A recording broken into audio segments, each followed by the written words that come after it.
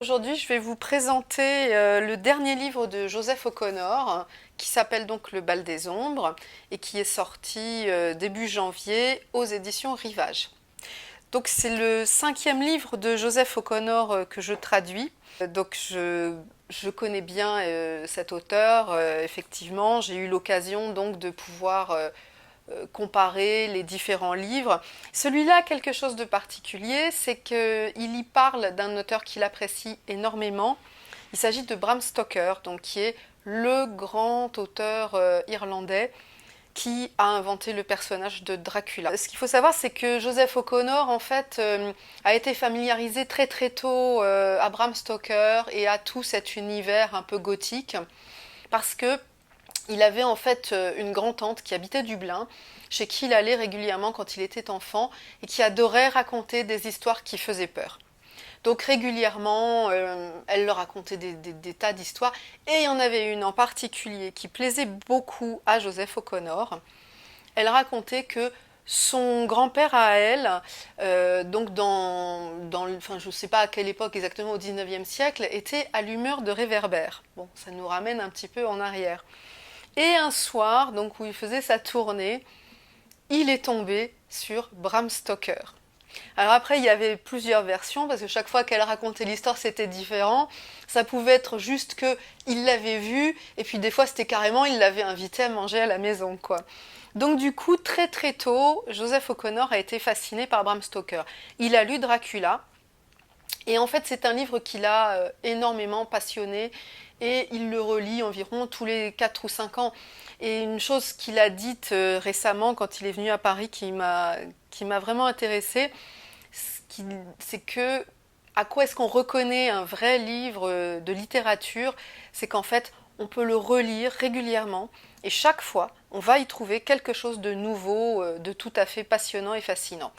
Et donc le livre effectivement de Bram Stoker que je vous engage à lire si vous ne l'avez pas encore lu parce que c'est vraiment génial. Et ce qui est fascinant, c'est que quand on a lu Dracula et qu'ensuite on lit Le Bal des Ombres, ben, on se rend compte qu'il y a énormément de points communs en fait dans les deux livres. Parce que ce Dracula est construit pas du tout comme un récit linéaire, mais c'est un mélange de différents extraits de journaux, de différentes lettres. Quand je dis de journaux, c'est de journaux intimes, mais aussi de journaux tout court.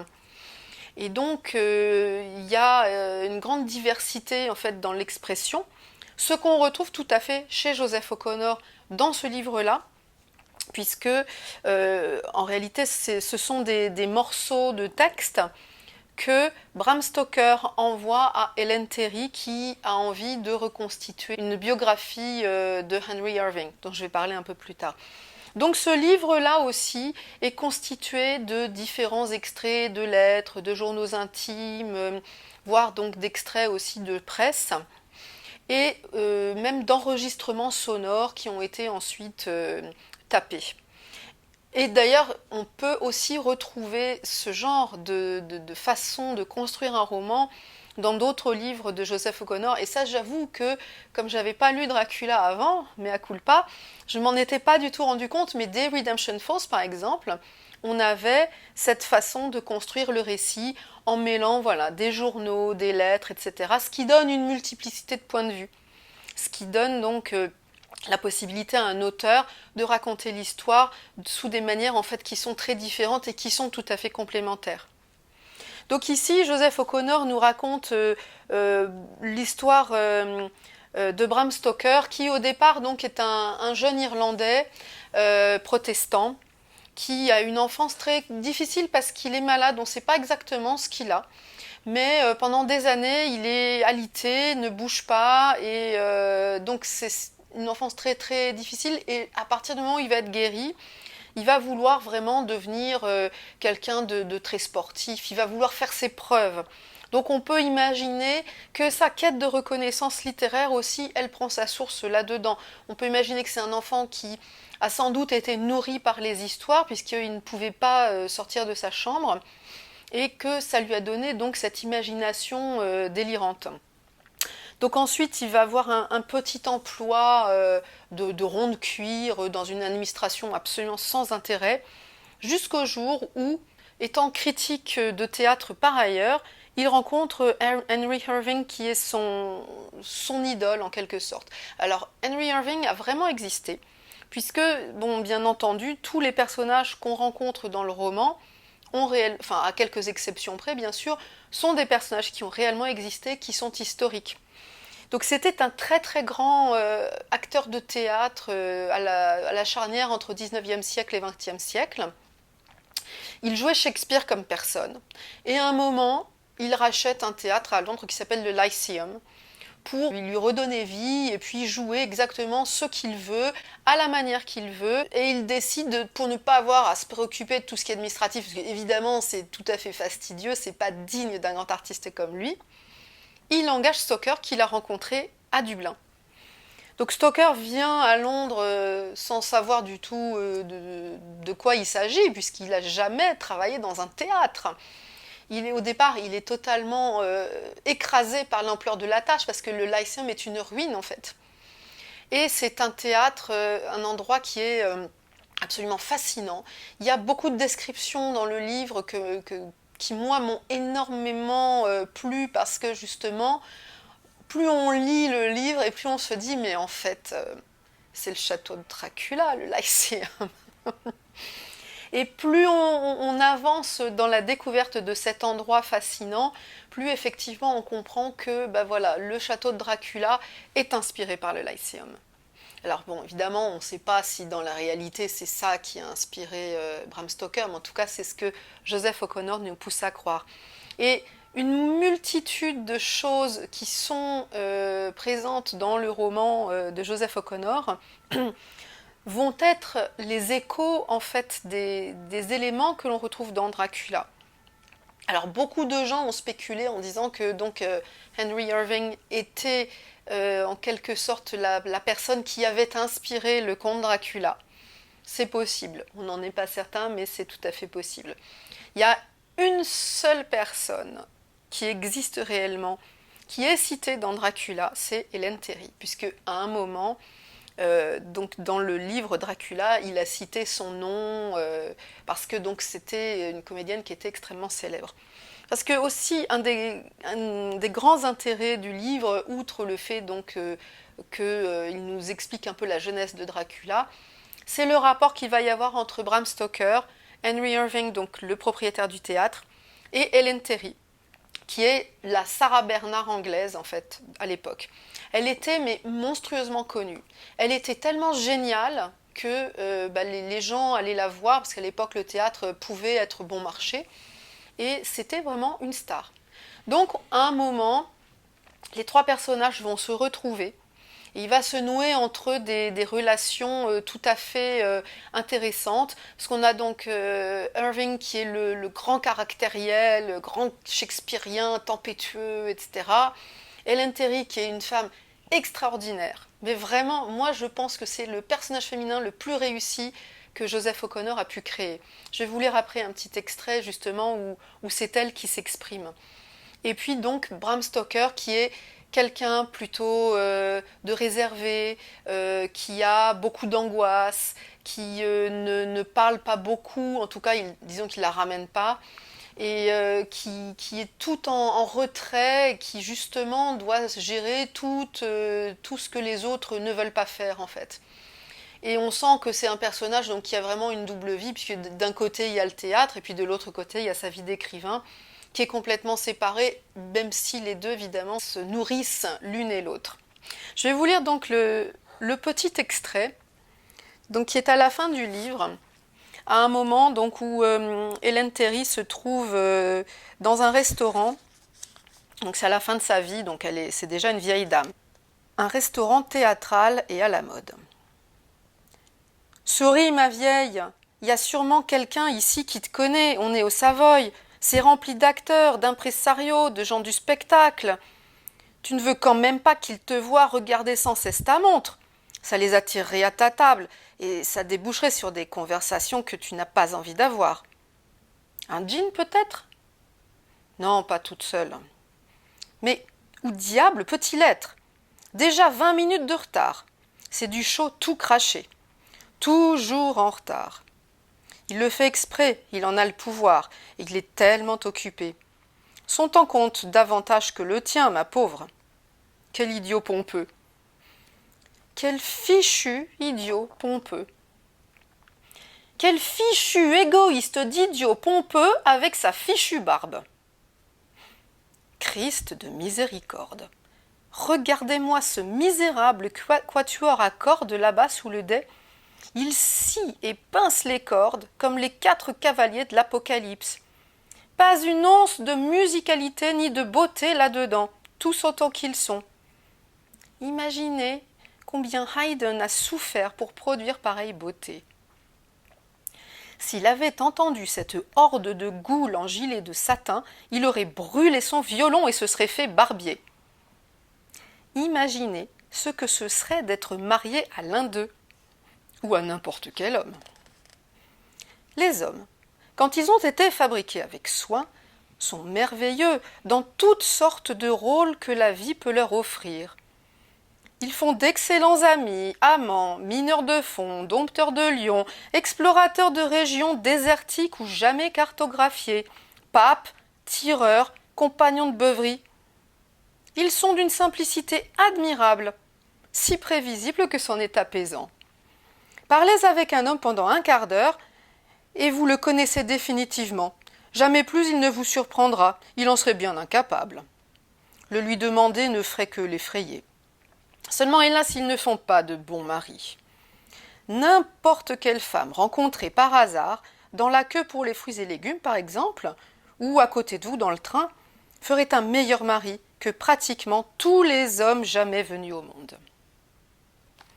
Voilà, donc ça donne une idée du personnage d'Hélène Terry qui me paraît vraiment fascinante parce que c'est une femme libre dans une époque qui ne l'est pas, évidemment, et elle peut détourner par son humour et sa fantaisie, en fait, tous les problèmes auxquels sont confrontés Bram Stoker et Henry Irving chaque fois, donc ils sont en train de se disputer, ce qui arrive très souvent. Donc c'est un livre qui est très haut en couleur. C'est un livre où on a à la fois beaucoup d'humour, des moments dramatiques, évidemment.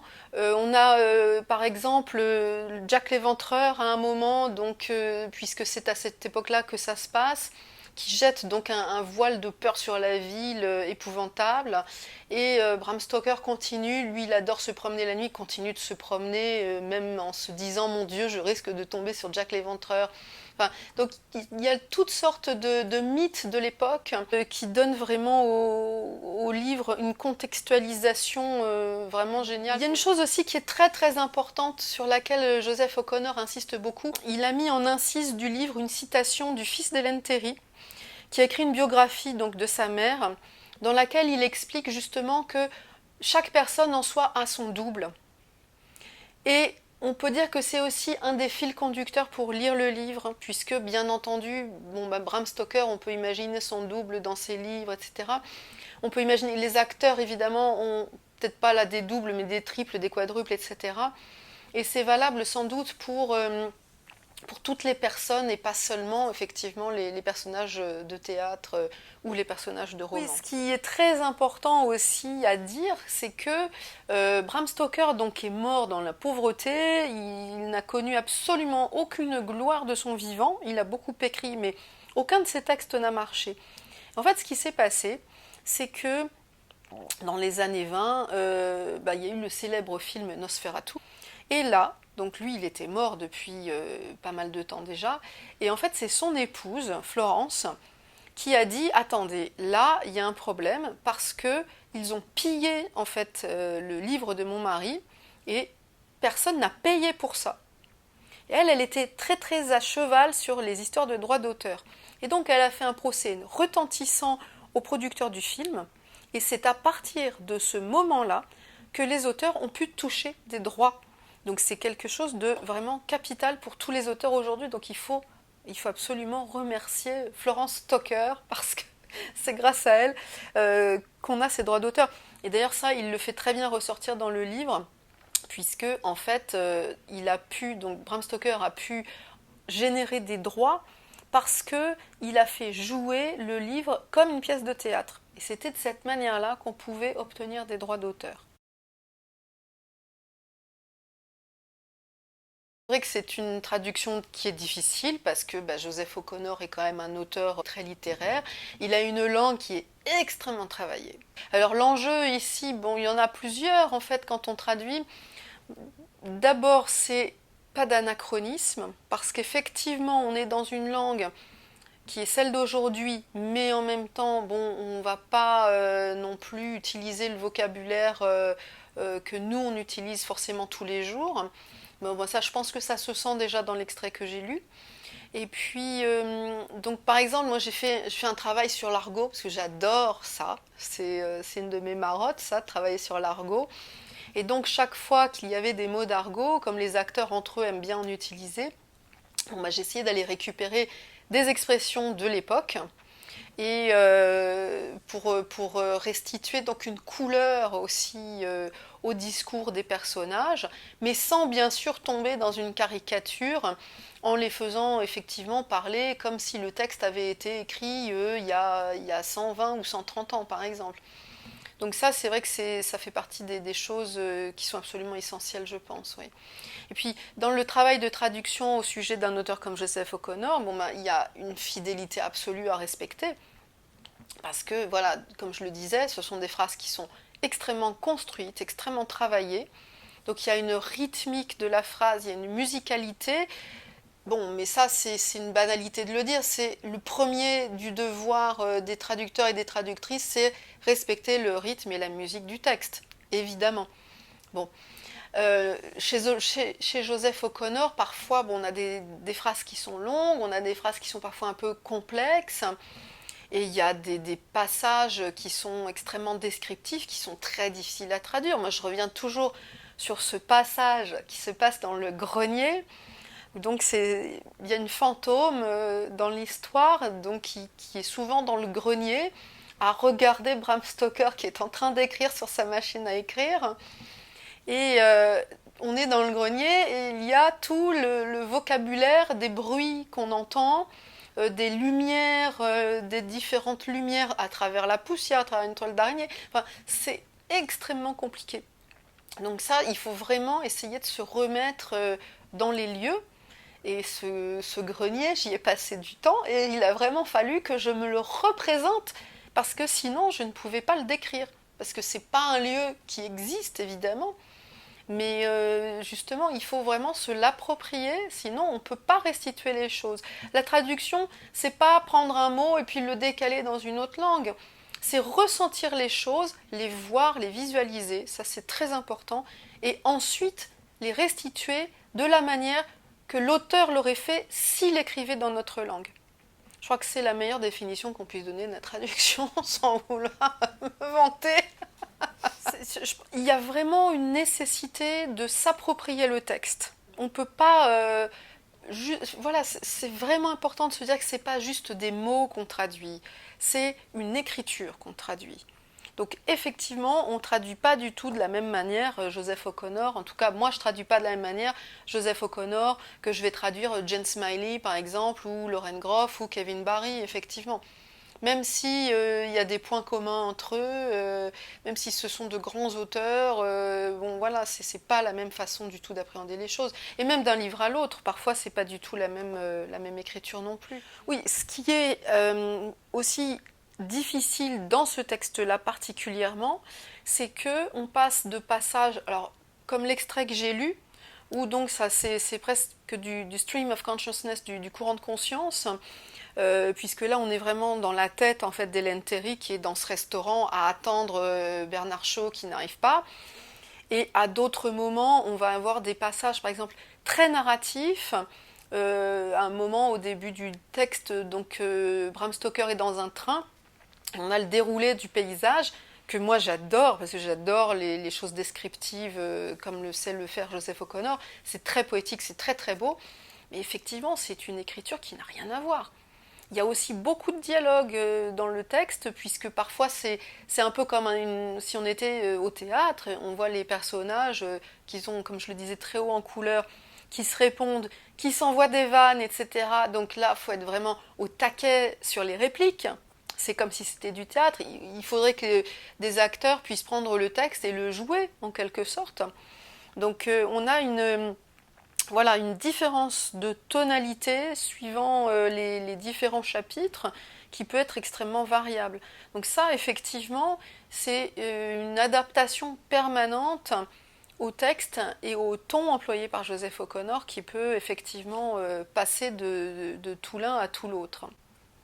Oui, et puis l'autre enjeu, à mon avis, pour toi, c'est aussi qu'il y a une vraie pluralité discursive et de focalisation, comme tu le montrais, c'est-à-dire on peut être dans ce train qui s'éloigne de Londres, puisque c'est la dernière tournée d'Irving, on peut être dans, et puis c'est aussi le démarrage du récit, bon, bien sûr, on peut être dans ces enregistrements de l'actrice qui raconte ce qu'elle a vécu.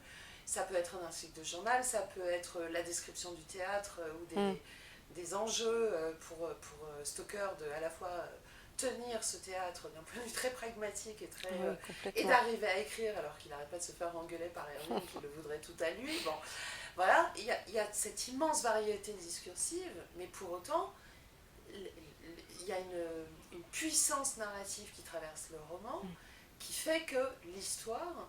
Elle domine, enfin oui, l'intrigue domine absolument tout ce qui pourrait sembler disparate et qui l'est absolument pas. C'est comme un enrichissement permanent des voix, quoi. Complètement. Ouais. Et ce qui est très intéressant, c'est que Joseph O'Connor a expliqué qu'en réalité, donc il avait... Au départ, ce qu'il faut savoir, c'est qu'il y avait une pièce en fait que la radio irlandaise lui avait commandée où il devait y avoir donc Henry Irving face à Bram Stoker, donc juste deux personnages. Et puis donc l'idée vient de faire un roman, il commence à réfléchir, et puis il trouvait pas vraiment, il n'arrivait pas à démarrer, puis tout d'un coup un jour, il pense à Ellen Terry. Et là, c'est comme si elle était apparue derrière lui, c'est ce qu'il disait en lui tapant sur l'épaule, en disant je suis là, maintenant on peut commencer. Et à partir du moment où Ellen Terry est arrivée dans l'histoire, ça y est, comme par magie, le roman a surgi. Et donc il racontait qu'il avait écrit des scènes et que donc il essayait de les mettre dans des ordres différents pour savoir qu'est-ce qui marchait le mieux. Un peu comme on fait une mosaïque en fait. Là c'est pareil, en fait c'est que les scènes sont juxtaposées de manière à ce que ça donne un supplément de sens que si par exemple on avait fait juste quelque chose de chronologique. Donc c'est vraiment une manière d'apprendre à construire un livre que moi j'ai trouvé absolument fascinante parce que j'avais jamais entendu ça. Je sais qu'il y a d'autres auteurs qui doivent procéder comme ça bien sûr, mais j'avais jamais entendu cette explication. Enfin c'était un vrai cours de creative writing.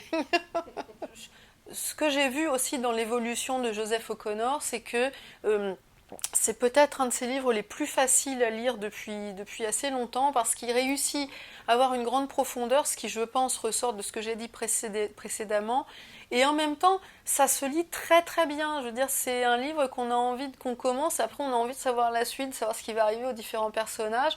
Moi j'ai trouvé ça vraiment, quand je l'ai lu la première fois, je l'ai dévoré. Voilà,